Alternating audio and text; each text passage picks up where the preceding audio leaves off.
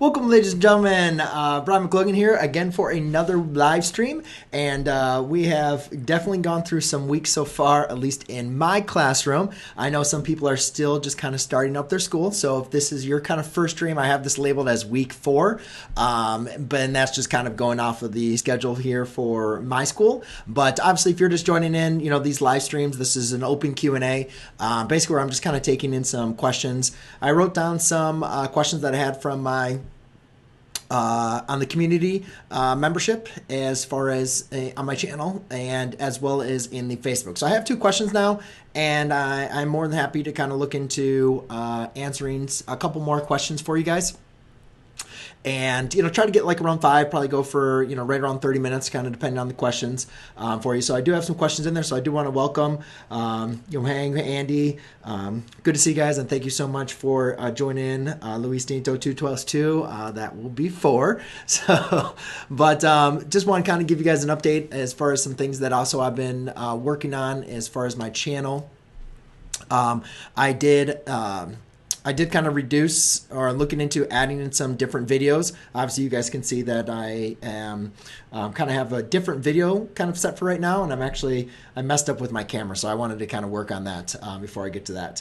But so definitely have some different videos that I have coming, through the pipeline. Not as many of my classroom videos, but those are some things that I am definitely going to be adding in as well, just kind of sprinkling those videos here and there, as far as some, as I'm still teaching within the classroom. But since I'm only teaching pre-calculus this year, I am starting to add in some more videos from Algebra 1, Algebra 2, as well as calculus, kind of just throughout this year. So therefore, if you are taking those courses, hopefully some of those videos that I provide will help you out.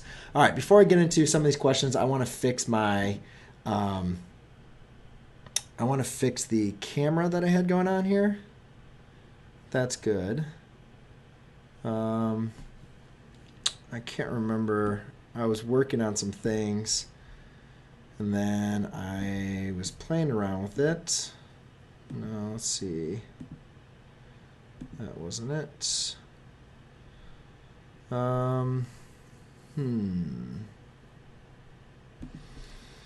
Let's see, what did I have here? I'm just going to check this one more time for you guys. So I apologize. We'll get to... Oh, that's what I was looking for. Okay. Well, that was at least that one. Come on. What was this? Oh, was this camera in effect? I think this was it. There we go. All right. I wanted to zoom in here. So therefore, it's at least more my face. Let's see. You guys are seeing, okay, so you can see a little, but anyways, I think that looks a little bit better, so I'll kind of leave that there. And then what else was the only thing else I wanted to do was the picture-in-picture. Let's just do the classic. No, not the classic. All right, I'm just going to go back with, let's do square. So either way, you can, there we go. All right, perfect. So looks a little bit better. Just so you guys can kind of see a little bit my face. It still kind of seems a little zoomed out, but hopefully in this way I'll be able to teach, and you guys will get a little bit, also be able to see my face, but at least now we don't have that green background that's going in there. So, all right, let's go ahead and get back into the chat, kind of see what you guys, if there's any questions you have. Like I said, guys, I only have 2 questions going on here right now, so therefore I am more than happy to kind of add any particular questions. But please be in mind, guys, if you are asking some questions, to make sure that you are kind of like exact, so I kind of know exactly what it is you want me to explain. You can see here I have some specific examples that I'm working on, and I do apologize. I know sometimes that's kind of hard to type in, especially with Google. So therefore, that's why I do provide at least my Facebook platform for those of you that, feel like that is a little bit easier. You can send photos. Like for this came in from a photo from a student's worksheet they sent to me. So therefore, that's why I was able to copy that down, and then they just added some words. And then this problem, the student, just typed in. So I see some of you guys, in the chat, you're trying to put something in there. It's and sometimes I know some of the problems can be a little bit difficult. So if you are able to, get in touch as far as these live streams and submit those before, that's great. But Lake says, hey, what is an easy way I can memorize the unit circle and the coordinates of it?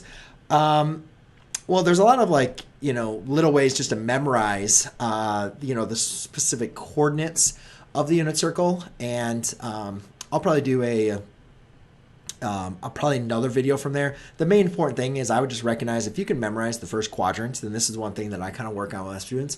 If you at least just know the values of the first quadrant, just recognize all the other quadrants, it's the same values, they're just reflections. So they're just negative values from there. And then it really just kind of comes into, I think knowing what those angles are and really just practicing. I mean, I work with my students, we do like over 100 problems of evaluating just so they get really, really good at it. And it's not something that they're like memorizing with flashcards, or trying to remember like their fingers or doing, some of the crazy stuff that, people do to try to memorize the unit circle. I really just work on them, some different things, but a little bit longer of an answer that at least what I do in my class that I can kind of cover right now. But I just make sure, you know that first make sure you at least know the first quadrant here. All right. Mirko said, can you do an SAT breakdown? Unfortunately, SAT, ACT is just not really something that I spend any time on. So I really wouldn't be able to provide much insight with you for as far as SAT or ACT. It's just not something that I focus any really of my attention on. So unfortunately, that's not really something I would say I would be able to provide you some good feedback for. So I apologize for that, Mercurio. So can you discuss me some grade 9 topics? Nope, because I don't teach grade 9, so I'm not sure. But if you can send me some topics, I'll be more than happy to answer your questions. So hey, Legit Music. Hey, Evangelina. Good to see you guys. You are very welcome, Dawn. I'm happy to be able to help you out. Hey, Gibson from Beaverton, Oregon. Can you teach them Algebra 1? Aaron, I'm more than happy to teach them Algebra 1. Please make sure you just send some questions or send them to me for our next live stream. I'd be more than happy to help you out with that. All right. Oh, some Canada. All right. Sweet. Let's see, Aaron. What do you... Oh, okay. All right. Aaron sent one. Let's see. Aaron's got one here. I can do that. So this is looks like another linear equation. 3/5 x plus 1.4.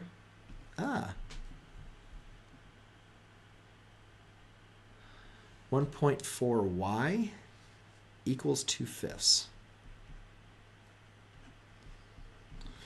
All right, kind of interesting problem to get at, but okay. Abad Khan, hi from Pakistan. Hey, well, how are you? Could you explain the 3 conditions that need to be satisfied for a function to be a continuous, please? No, I'm not exactly sure to answer your question. I feel like it is something that I have covered and I should kind of know. But I'm not really sure as far as in the context of where that question is coming from, as far as like the course and like what you have covered. So I'm not really sure the best way that for me to be able to answer that.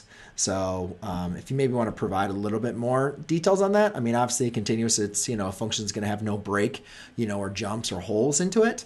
But I'm not really sure that's what you kind of mean as far as a continuous function, or if there's something else you're looking for. All right, Andy asked a question earlier, so I'm going to go ahead and write that in there. And then, guys, I'm going to start working on these once I get up to 5. And again, I like to have much of these as done as well. So it looks like he's adding some functions. Man, that just does not look like that's a lot of fun, Andy. Why are you sending me something like this? Okay, all right. I'm just joking with you. But this is a nice problem here. 5 over 2x squared. Well, at least you spent all this time writing it down, so I'm like, I have to do it now. This is not 2x plus 1, and I'm assuming I did it right. So if there is a mistake that I did while copying it down, please just let me know. All right. Oh, you guys from all over. This is awesome. Arya and Baby Thing and Tyler. Can you cuss Cartesian coordinates? I can, but I'm not really sure exactly what you need for me. So if you can just give me kind of specific questions or something like that, I'll be more than happy to. Andrew, thank you so much for the super chat. Very nice of you. That's awesome. Why is advanced function so hard?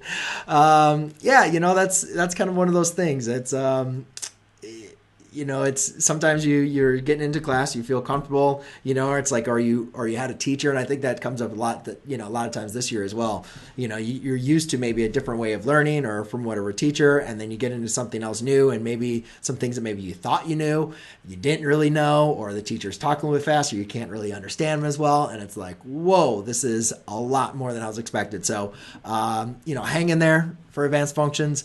Best advice is get with some people that you can, study with and work through. But I've definitely been in those classes where everything is just feels like it's coming in, like a fire hydrant. And it's just so hard to keep up. Or also, the teacher's like, all right, you guys work on some problems. And you're like, I have no idea what to even do. So I've been there for you.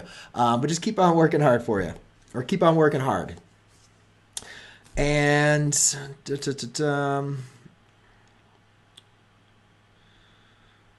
all right, how do you expand and simplify x minus 3 squared? Jeez. Any advice for getting an A in Algebra 2? Yes, do your work. I'm just joking. But, I mean, there's a lot. All right. I'm Harvey. You really don't want to get you kicked out of the thing for spamming. I see your problem. All right, that's good. We're good. I can see your problem. Any advice for getting a thing? All right. So I'll just go on. I'll go do 6. And even though I don't really want to advise people to repeatedly think, but I will add, at least in those 2 questions here for you, okay? All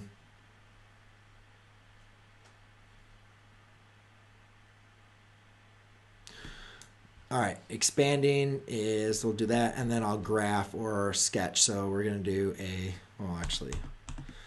let me go down here. So 5, we'll do a little unit circle problem.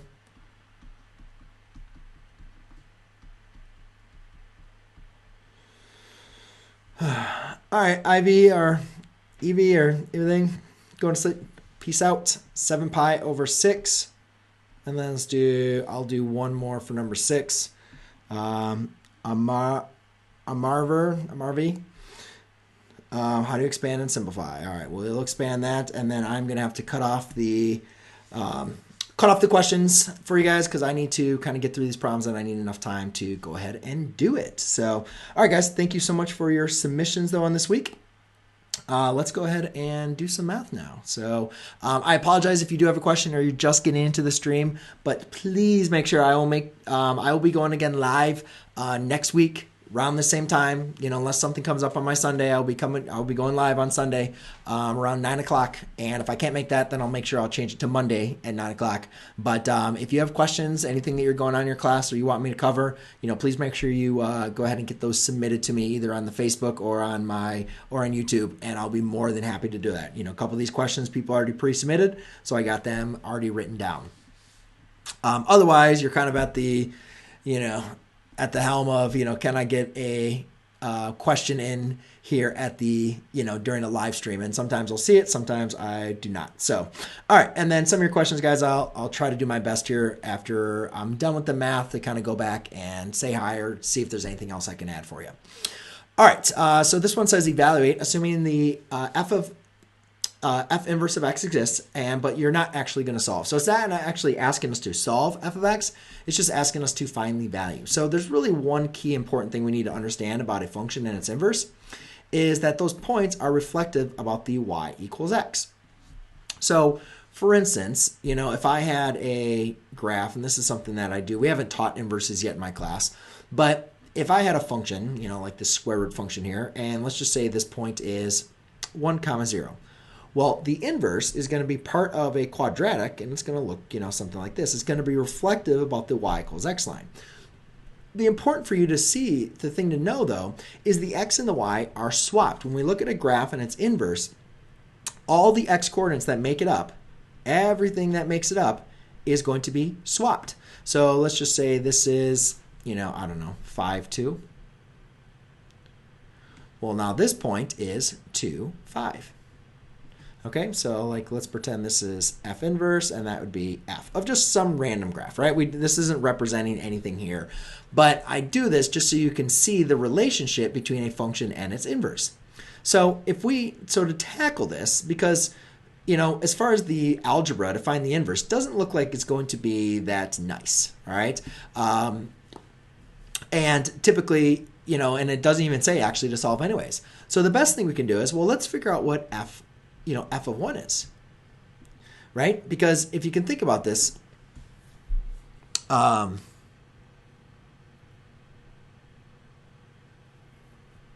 of 1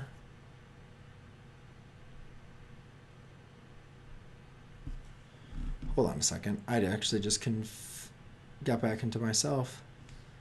If you figure out what f of 1,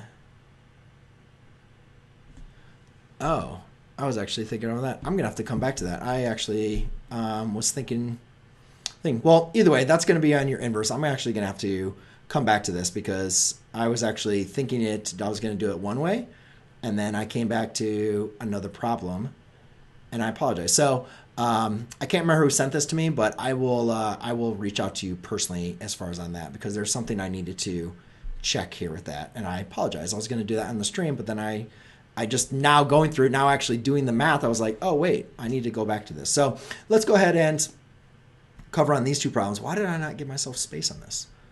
Oops. All right, but I'm going to come back. I'll reach out to you personally since you sent me a Facebook message. I will get that addressed for you. All right, so let's go into some trigonometry. So the main important thing here, we want to solve 2 sine of 2x plus 1 is equal to 0. And we want to solve for all x values between 0 and 2 pi.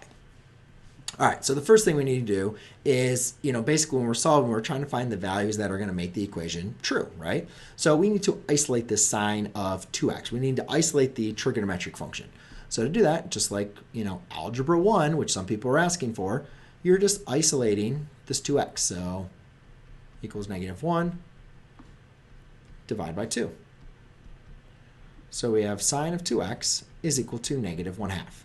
Now, forget about the 2x for a second. Let's just pretend this is, how would we solve the sine of, let's just say theta is equal to -1/2. Like, what would be the solutions of that? And to do that, we would look at the unit circle and we'd say, all right, the unit circle, when is sine equal to a -1/2? Well, that's going to be in the third and the fourth quadrant. And as I was mentioning earlier, that, in sine of, when we need to know the first quadrant, like when is sine just equal to 1/2? Like what angle is sine equal to the 1/2? And that coordinate, or sine represents the y coordinate. Stop. That's going to be that. Oh, come on. That angle right there, which is pi over 3. Okay, so that coordinate, no, I'm sorry, that's 1/2, that's pi over 6. I messed that up. Come on. There we go. All right, let's do that again. The y coordinate is pi over 6. I was thinking I got my x's and y's because we're not on the trig yet. All right, there you go. So that is square root of 3 over 2, comma, 1/2, right? Y coordinate there, pi over 6. But again, that's positive. We're looking for it negative, so it's going to have the same reference angle. So you got to think, what two angles then are in the third and the fourth quadrant that have a reference angle of pi over 6? And, once we kind of get used to this, at least in my class, we have pi over 6, so that's going to be 7 pi over 6. And that's going to be 11 pi over 6. Okay, so that is kind of like how we'd solve it without the double angle. So now we have a double angle, right? So what we're going to do is, we have this 2x. We don't have like a regular theta in there. So, but what we're going to do is follow the exact same process, all right? We're going to say, or actually what we're going to do is we're actually going to solve for all real solutions. Forget about this restriction for a second. And let's just find all the real solutions. So what I'm going to do is I'm going to just go ahead and solve for 2x. So I'm going to say 2x is equal to, oops, I'm sorry. So the equations that make this true here is 2x is going to equal 7 pi over 6. We know that answer is correct. And 2x is equal to 11 pi over 6. All right, so I think my explanation is getting a little weak here. So let me let's kind of explain here again. Let's go back through this. So we know that sine of 2x, or just some angle, right? Let's actually think about it like this. Sine of some angle equals negative 1/2. Now we know those two angles are down here.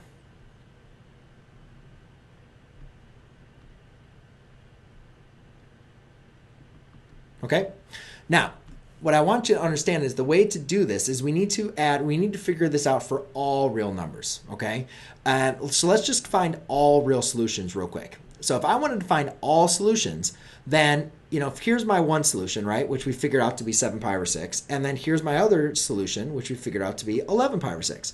If we find all real solutions, then to keep on getting a solution, we just need to add 2 pi. And we can add 2 pi infinite many times. So therefore, this would be the solution, it would be plus 2 pi n, because n could be a positive or a negative integer, and this would be plus 2 pi n. All right, but now again, we're trying to solve for x, right? So we're going to divide by 2. And just remember, when you divide by 2, you're dividing everything by 2. So x is going to equal 7 pi over 12 plus pi n. And this would be x is equal to 11 pi over 12 plus pi n. Now again, our answers need to be, now we need to kind of go back to our restriction. So we're only going to write down the answers that are between 0 and 2 pi. So again, we're adding pi, right? Well, in terms of 12, pi is the same thing as 12 pi over 12, right? So basically, I'm going to take 7 pi over 12, and I'm going to keep on adding 12 pi until I can't get more than 2 pi. So then we need to say, well, what is 2 pi? Well, 2 pi is 24 pi over 12, right? So let's just start with our first answer, 7 pi over 12. All right? So I'm going to write my solution set down here. So I have 7 pi over 12. And then I have 7 pi over 12. Then I have 11 pi over 12. Now, if I add 12 pi over 12 to 7 pi over 12, that's going to give me 19 pi over 12. So what I did is I took 12 over 12 plus 7 pi over 12 to give me 19 pi. Let's do 12 pi over 12 plus 11 pi over 12. So I'm adding a pi. Let's say n is equal to 1. Let's pretend n is equal to 1, right? So, well, first of all, if n is equal to 0, I have 7 pi and 11 pi over 12. If n is equal to 1, I get 19 pi over 12 and 23 pi over 12. But notice, if n is equal to 2, that would be 24 pi over 12. Well, plus another 7 pi is going to be already over 2 pi, so therefore that is going to be my solution set. So hopefully that helped out. Sorry, we don't get to trig for a while, so my explanation might have been a little rough on that one. But hopefully at least it kind of made sense what to do with those double angles. Solve it individually as it is first, and then apply the double angle formula. But if you can at least identify or get rid of the 2 inside of the function. All right, so the next one just kind of deals with some fractions. And so what I'm trying to think is, there's a couple different ways we could, look at this as far as like multiplying by, 5 or just converting everything to decimals. In this case, like I'm not sure what the decimal equivalent is of 1.4. So I'm just going to convert this to, 0.6x plus 1.4 equals, that'd be 2.4, so that'd be 1. Yeah, well, let's just do it as 0.4. So I'm just going to convert everything, that's a y, to decimal form, and then I'm just going to multiply everything by 10. So therefore I have 6x is equal, 6x plus 14y is equal to 4. Because I've never seen a problem ever, even in all my math, that has fractions and decimals. So it's kind of an interesting problem, the way that why you would need to do this. Or if you don't have a calculator with you, to be able to do this. Obviously, I'm not sure what the intent was, that could be something different. And again, I'm actually confused here because actually maybe I didn't read the question fully. I'm not even sure it says what to solve for. So I'm not even sure if you gave me that. Solve for y. Okay, so now it's asking me to solve for y. And actually, yeah, so therefore to go ahead and solve for y, you can just use your inverse operation. So never mind. Let's just do this. Sorry. It's just a literal equation. We're not solving for a value. That's fine. There's nothing wrong with what I did, but that's probably not going to be an answer that's written down there. So if you need to solve for y, all right, you need to undo everything that's being applied to the function. So the first thing you want to do is undo addition and subtraction. Basically, undo your your reverse order of operations. So I'm going to subtract 1.4y is equal to 2/5 minus 3/5 x. They're not like terms, so you can't actually subtract them, so you're just going to leave it as is. Then I need to undo multiplying by 1.4, so I'm going to divide by 1.4. So I'm not really sure what your teacher or what you are looking to achieve, or if this is a multiple choice. It's kind of a weird problem as it's written, so I'm just going to leave it in this form. And then obviously you could work on a couple different ways to go ahead and simplify this, converting them all to decimals or fractions or whatever else, or dividing that in. You'd get the answer, or maybe another answer. But hopefully you at least understand when you're doing a literal equation, when you have one or more variable, just use your inverse operations, reverse order of operations, and properties of equality to isolate the variable. Get the variable all by itself. All right.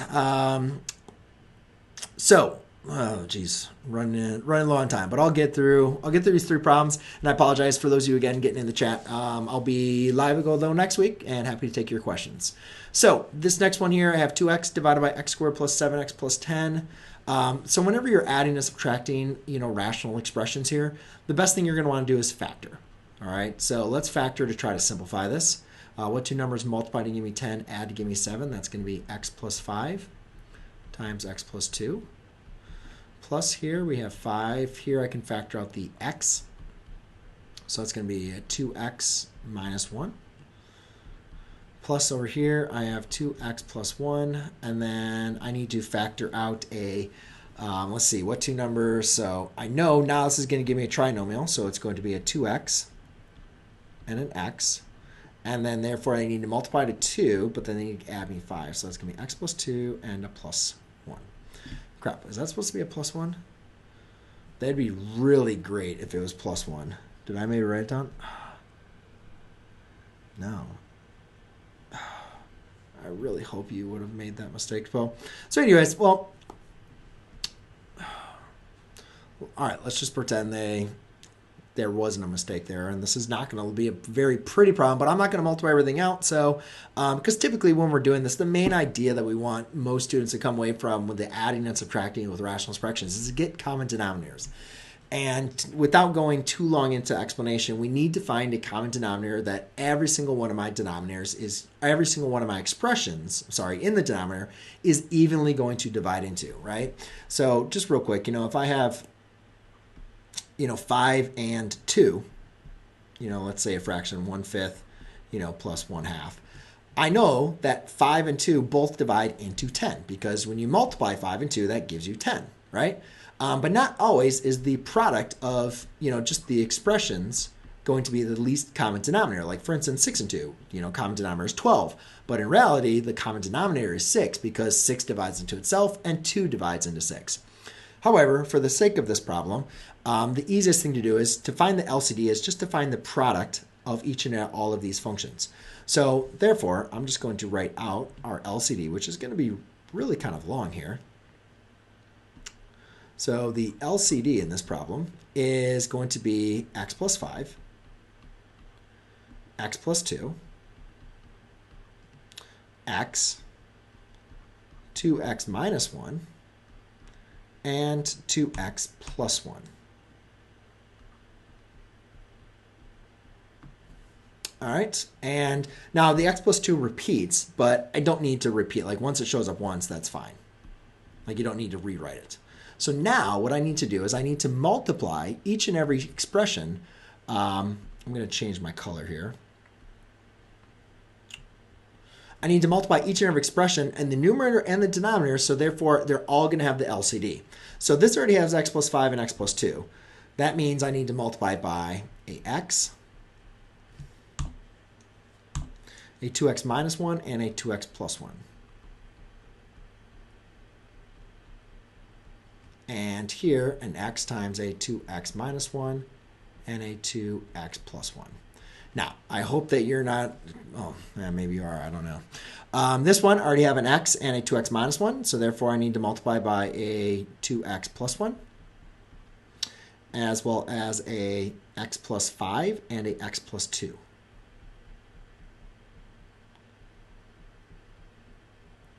So let's redo that actually. So it's just a lot. X plus 5 times an x plus 2. And I'm going to do that on the top. X plus 5 times an x plus 2 times a 2x plus 1.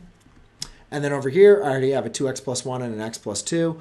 All I need to multiply then is by an x plus 5, and a 2x minus 1. Okay, so by doing this, all right, so I'm going to write this out one more time just so you can see it. But it's kind of crazy. I'm not even going to do the math. Like this is, but you can see this LCD. The numerators now is going to be this expression plus that expression. And it's a lot of multiplying out. Like this is not a very nice problem at all. So unfortunately, I'm not going to do all that multiplying, but I will show you at least the setup here. So it's plus, and then you need to multiply all of these numbers together, which, who wants to do all that? Or whoever needs to do all that. Like, it's just a lot of work here. Oh, I got to make sure I multiply on the top and bottom. You got to make sure you multiply on the top and bottom to produce what we call equivalent fractions. Times x plus 5 times 2x minus 1. And then in the denominator is nice because it's just the common denominator. So I only need to do that once. But I'm not even going to multiply that out because that's still a lot of multiplying. It's just a lot of work. Okay, so either way, that is the non-simplified answer. Hopefully you don't need to simplify, but maybe you did. Best of luck. So next one is sketching 7 pi over 6. I'll do maybe explain this is actually one of our solutions. So let's kind of understand a little bit on the unit circle. I think if you guys can understand these points here, these 3 coordinate points and their angles, then you're going to be pretty good with as far as like memorizing the unit circle. You need to know these angles. And these angles, pi over 6, pi over 4,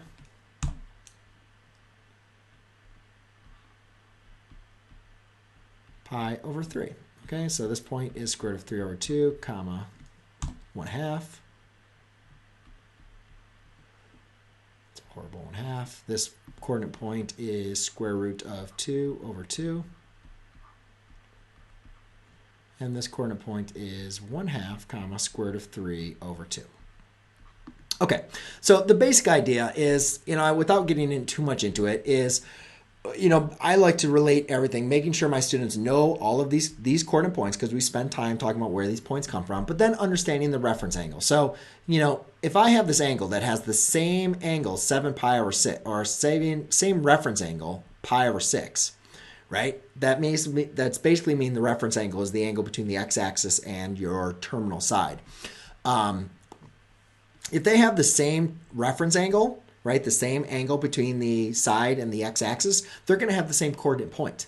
So if pi over 6 is this angle, then halfway around a circle, remember, is pi, which would be also equal to 6 pi over 6, right? So if I go an extra pi over that, I would be at 7 pi over 6. So now we just need to really know, well, what then, if that's the same coordinate point, all right, then what's negative and what's positive? Well, it's in the third quadrant. Therefore, we know that both points are going to be negative. And anyways, that's not the question that the student was asking. They're just saying just graph it. But hopefully you can recognize that it's going to be negative 3/2, comma 2, and 1/2. So it's going to be have the same reference angle as pi over 6, but the angle is going to be in the third quadrant. So that is going to be 7 pi over 6. So it's in the third quadrant, and that is the coordinate point, which is negative, negative. All right, last but not least here is question number 6, x minus 3 squared. Just go ahead and expand. So just remember, if I have like x squared, that means x times x. If If I have 3 squared, that means 3 times 3. So if I have x minus 3 squared, that means I'm going to multiply x minus 3 times x minus 3. Now again, it still might not even make sense. Well, you know what to do. I mean, there's a couple things we do to memorize some of these things, but just to kind of go back into basic understanding multiplying, if I have 4, 4 times 4 or whatever, well, that really just represents, sides of a rectangle. 4 times 4 is 16, right? So if we think about this, we could treat this like a length times width, right? Same idea, really. We can say, here's the length and here's the width. So if I create a nice little box and I say, here's my length. Now, obviously, instead of writing x minus 3, let's write it like this. And let's write this one like this. And what we can do is we can actually break this apart in our sections. We can multiply the x's, do the length and the width of the x's, which would be x squared. We can multiply the length and the width here of x and negative 3, which would be a negative 3x. Do the same over here, and do the same over here. And what you notice is by finding the area using this kind of method, basically what I'm doing is I'm doing what we call the distributive property. You're multiplying each and every term by each other, right? And sometimes we also do this as, FOIL. That's another way that a lot of students, memorize what to do. You multiply the first, the outer, the inner, and the last. So, but really, all in all, you're just doing the distributive property. All in all, you're just finding the area of a rectangle that has some expressions for its length and its width. So now we just need to simplify. We have some like terms here. So we have x squared minus 3x plus 9. Negative 3x minus 3x, those are like terms. So we can give this x squared minus 6x plus 9. So there you go. I do apologize, guys. I'm not going to be able to get to any more questions. I'm a little bit over on my stream. I still got to get ready for school tomorrow. But I do appreciate you guys adding into the chat and joining me tonight. I will be going live throughout this year and making sure that I provide some updates for you guys to make sure that you can set aside in your schedule to know when I'm going to live, so therefore you can get your own questions answered. So I will kind of check back in. Yes, really.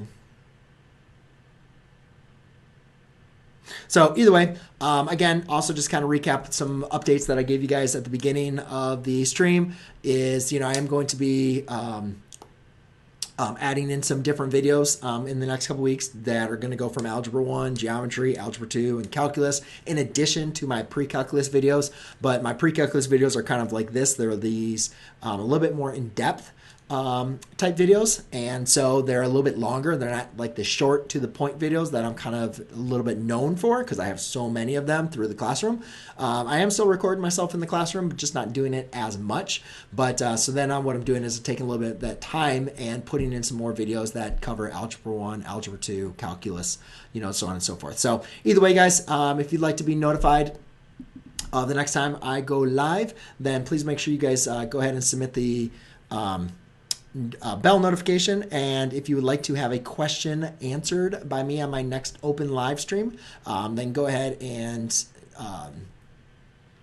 make sure that you get respond on my YouTube. I'm like getting lost in my words. On my Facebook page for free math videos, or you can just go ahead and check on the channel memberships, and I always post a link there as well for you guys that you can respond to below. So either way, hope you guys have a great evening, and I will see you guys on the next live stream. All right, cheers. Oh, let's see if this works. I just updated this, so I want to see if this will. No. Dang it. All right.